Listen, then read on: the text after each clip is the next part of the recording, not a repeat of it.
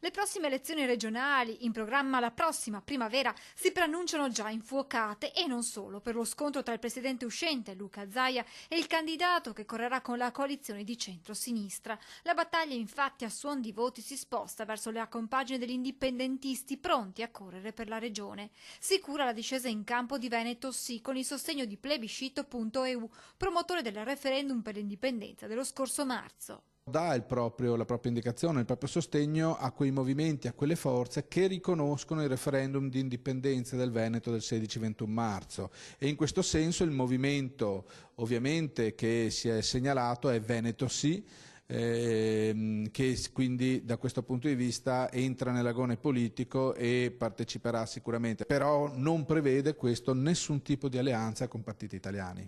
Premessa questa per escludere al momento possibili alleanze con il governatore Zaia. È una scelta che dipende da lui, sicuramente ora egli è inserito in un meccanismo all'interno del centrodestra italiano e questo lo rende sicuramente al momento non compatibile con una coalizione indipendentista. Pronta invece ad appoggiare la candidatura di Zaia alla coalizione guidata da Noi Veneto Indipendente dell'ex leader dei Forconi Lucio Chiavegato, che con la corsa alla regione vuole di pari passo portare avanti il referendum per l'indipendenza del Veneto. Noi Veneto Indipendente raccoglie attualmente già 7 movimenti che fanno parte, c'è Luca Zano Cantarutti, Comencini, Agirmo, Guadagnini di Veneto Stato.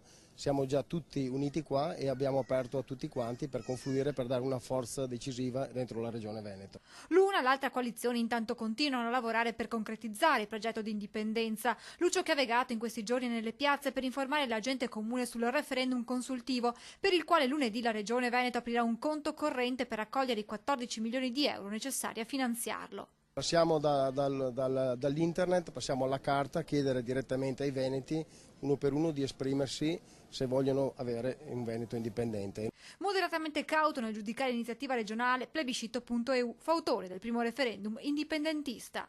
Servirebbe un po' più, diciamo, anche di coraggio, di verve, come dimostrano altre situazioni in altre regioni. Da questo punto di vista per noi è un rafforzativo di una situazione che in realtà è già stata iniziata, di un percorso, come dicevamo, che è già in fieri.